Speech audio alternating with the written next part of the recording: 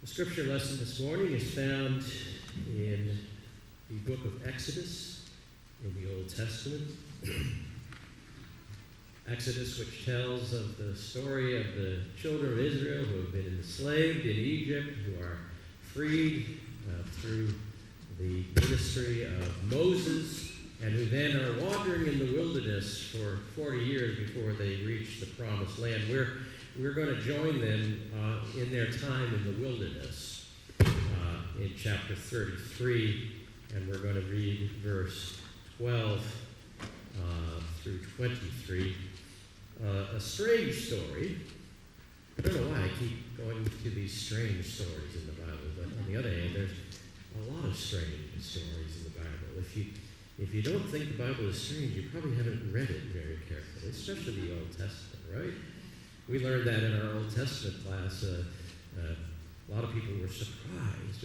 This is another one of those sort of strange stories. This is about an encounter between God and Moses. Now, Moses has lots of encounters with God, but this comes right at a particularly difficult time for the people of Israel. Moses has gone up into the mountains to receive the Ten Commandments. And if you've seen the movie The Ten Commandments by Cecil B. DeMille, you remember what happens while they're up. While Moses is up receiving the Ten Commandments, the people think, well, he's never coming back, and who needs his God anyway? So they create a golden calf made out of the gold that they had, earrings and such, and they build this idol, this golden calf. And Moses, when he comes down with the Ten Commandments, he sees that they have done this terrible thing that actually breaks the first commandment of the tablets, right? I mean, you can't even share that with them without them realizing, wait a minute, we've blown it. And he gets very upset, and so does God. And God says, I've had enough. I'm not going to travel with you anymore. I'll send an angel with you. I mean, I'm not going to abandon you. But if I hang around too long, I'm going to get so mad at you, I might just incinerate you, right? Because you just are so, you do all these bad things. And Moses decides he's going to have a little talking to with God. That's kind of bold, isn't it? To try to tell God how God should do God's business. And so he says to him, wait a minute, you've said you're not going to travel with me anymore, you're going to send an angel. Let's talk about this, God, okay? And that's where we pick up our passage for today. Moses said to the Lord, it is true that you have told me to lead these people to the land, but you did not tell me whom you would send with me. You have said that you know me well and are pleased with me. Another way to put this in some of the other translations is, you know my name, and you are pleased with me. Now, if you're so pleased with me, tell me your plans so that I may serve you and continue to please you. Remember also that you have chosen this nation to be your own. In other words, this was your idea, God. Right? The Lord says, okay, I'll go with you, and I will give you victory. Moses replied, if you do not go with us, don't make us leave this place. How will anyone know that you are pleased with your people and with me if you do not go with us? Your presence with us will distinguish us from any other people on earth. The Lord said to Moses, I will do just as you have asked, because I know you very well, and I am pleased with you. Well, then Moses gets really bold. Moses requested, please, Lord, let me see the dazzling light of your presence. The dazzling light of God. In other translations, they say, show me your glory, O God. Let me see your dazzling light of your presence. And the Lord answered, I will make all of my splendor pass before you, and in your presence I will pronounce my sacred name. I am the Lord, and I show compassion and pity on those I choose. But then he says, I will not let you see my face, because no one can see my face and stay alive. But here is a place beside me where you can stand on a rock. When the dazzling light of my presence passes by, I will put my hand, I will put you, in an opening or a cleft in the rock and cover you with my hand until I have passed by. Then I will take my hand away, and you will see my back, not my face. Thus ends the reading of the word. Well, you've heard the scene. Excuse me.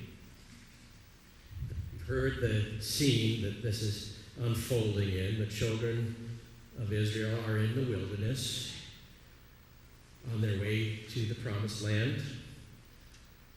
And Moses has gone to get up the Mount Sinai to receive the Ten Commandments, comes back. There's this problem with the golden calf. And God responds angrily, I've had it with you Israelites.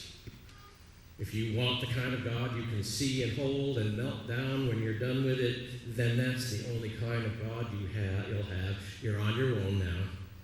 I won't be going anywhere with you. You make me so angry I could burn you to smithereens. You've tried my patience for the last time. This is all paraphrasing. This could be the end of the road for Israel out there in the wilderness all alone, without even their distant, faceless God to guide them. They're about to be history. But Moses, like a lot of us, though, thought God that still had some explaining to do. And he rashly decides to give God an earful, and he talks God into deciding to change his mind and decide that he wasn't just going to send an angel to go with him. He himself would go. God says, I'll go with you. I've always been a sucker for losers like you. Well, forget what I said about incinerating everybody. I didn't mean it. I'll be with you every step of the way. Now, you might think that Moses should quit now while he's ahead. But he thinks he's on a roll, so he ups the ante. He says, why stop with half of what I'd hoped for? He says, God, what I really would like to see is your glory. Moses wants a vision to see the Holy One, to be completely sure of the God he's following.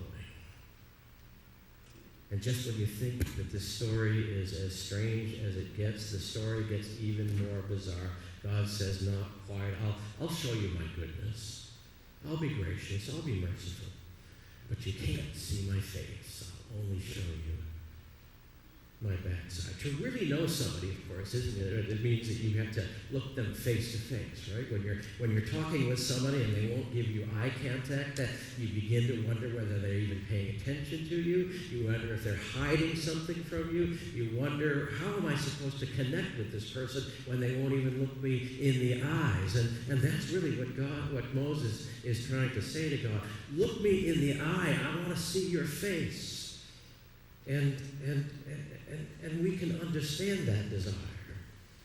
And in fact, actually, in Hebrew thought, to see another's face is to see all that they are. To see God face to face would be to know God absolutely, to exhaust the mystery of God's being, to understand everything that there is to understand about God. And God won't have that. God won't allow any human being to be able to sum up God, because then that might make us a little too close to being God, right? And so the counter-offer that God makes ought to make us smile. Moses will hide in the crack in a rock. God will cover Moses with a hand and race by. At the last second, God's hand will move so that Moses can catch a glimpse of God's backside. Now, This strange story about God's backside has caused no end of speculation. Some commentators have wondered whether God is mooning Moses, perhaps as a way to punish him for his cheeky request to know more of God than any human can. I don't think really, though, that that's what's going on. The power of the passage is in fact found in its ambiguity. Moses' very specific request to see God's ways and God's glory are rebuffed, and all he and we are allowed to see is God's whatever. Doesn't really say God's weight, God's train, the afterglow of God's very recent presence. So it is with God. Yahweh is holy and other and fleet and is not to be seen so easily or readily or clearly. What do we make of this peculiar story? It's highly poetic, I would argue. The narrator doesn't hesitate to talk in anthropomorphisms, which is a fancy way of saying to give God human characteristics. God has hands and feet and some kind of thing in the posterior. Right? We have to understand that the writer recognizes that any description of God is going to fall ultimately short, that it is really impossible to take this story literally. This is not a story about a God with a physical hand large enough to cover the mouth of a cave. The Holy One is way too big, too infinite for our finite minds to ever fully grasp or for language to ever encapsulate.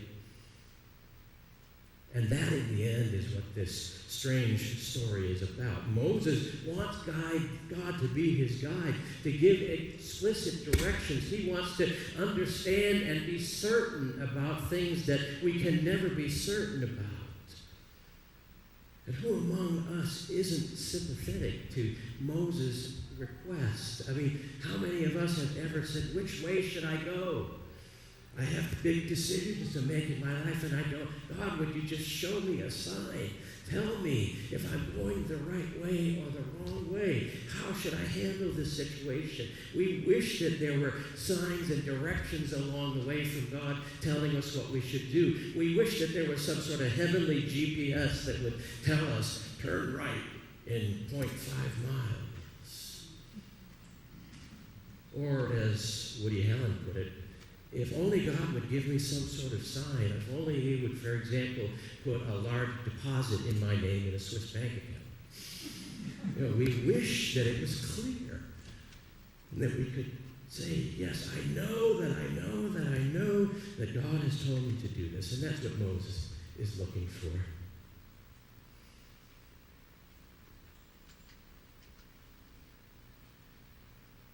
But for all of his begging, for all of our begging, Moses, and we don't get those sorts of directions usually. God promises to be present, but doesn't promise a whole lot more necessarily. Even in this story in which God is so near, so present, ultimately God is hidden.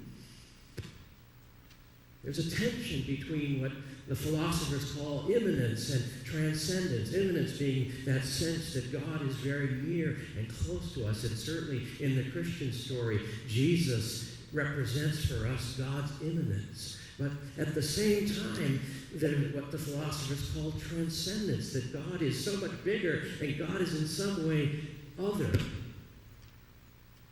Is not our buddy necessarily, no matter how sometimes it feels that way. And that's what Moses is experiencing. The presence of God is near and present. They're conversing like friends. But if we pay attention, we learn a profound truth from Moses, that God is merciful and gracious and near to us, but there is a limit to our knowledge of him. Like Moses, we will have to be content sometimes with God's backside. There's a well-known passage in the New Testament that teaches us this same truth. It's part of a passage that, even though it wasn't written with marriage in mind, is often read at weddings. We'll be actually reading it at Jay and Melissa's wedding in a few moments, 1 Corinthians 13. That passage is primarily about the nature of love. But in the process of talking about the superiority of love, Paul talks about some other human attributes and gifts and abilities. He says that love is the most powerful thing that there is, but so we have to understand, though, that the other things like knowledge and abilities and gifts, they're good, but they're never nothing compared to love. If you want to read verses 8 through 9 in 1 Corinthians 13 with me, here's what it says. Love never ends.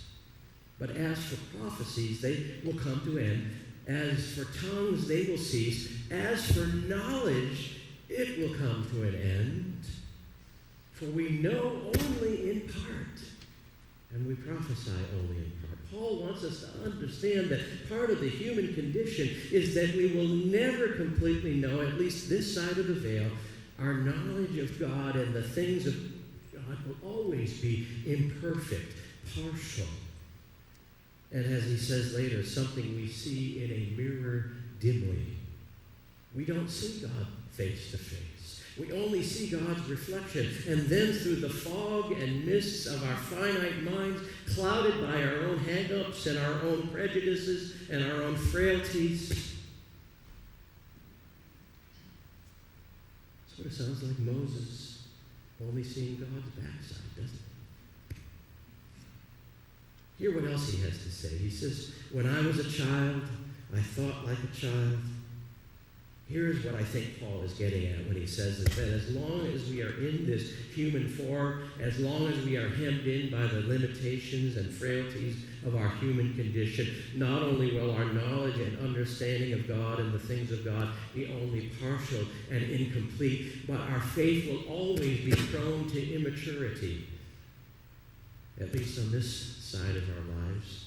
On the other side, then we grow up when we get to heaven. But for now, we're still children. And our faith will always be prone to immaturity. And that part of spiritual maturity is to recognize our tendency towards immaturity. It's sort of like what a lot of us experience in life where we finally get to that point where we say, the more I know about something, the more I don't know.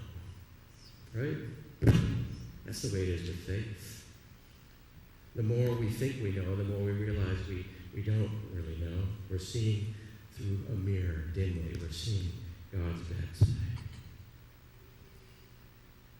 And so, like Moses, we learn to settle for that, for God's backside. Like Paul, we learn to settle for the fogged up image that we see in a mirror dimly.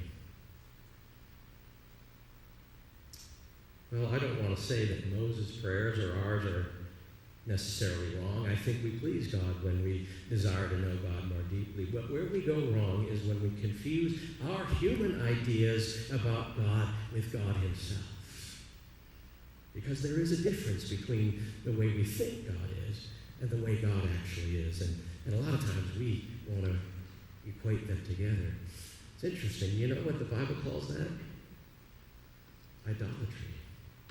When we make God in our own image, or when we make God conform to our ideas about who God is. Somebody once said, maybe you've heard me say this before, we can safely believe that we've made God in our own image when God hates all the same people we do. But where we go wrong is when we confuse our human ideas about God with God himself. The bottom line is this: we can't bear to know God in his fullness. Such knowledge is too deep, too mysterious, and ultimately too dangerous for us to grasp hold of. However much we might follow in Moses' footsteps in trying to pin God down, God won't have it. God eludes us because he knows what kind of damage we do when we are certain about our own opinions about everything. And that's something we need to learn to accept. But here's the good part. Because in spite of the limits of our knowledge and our immaturity and all of that, God is merciful. God doesn't leave us bereft. God covers us with his hand and allows us bearable glimpses of his glory. Just hints, intimations, traces, like the wake of a ship on the sea or like the gorgeous afterglow of the setting sun. God reveals his glory in retrospect. Sometimes right after, sometimes months or years later. Often it's when we look back that we see God's hand. Isn't that true? The sure patterns of God's movements, God's comings and going across the years. The times that God has made a way out of no way. The times when God has come not according to our timetable, but just in time anyway. The times when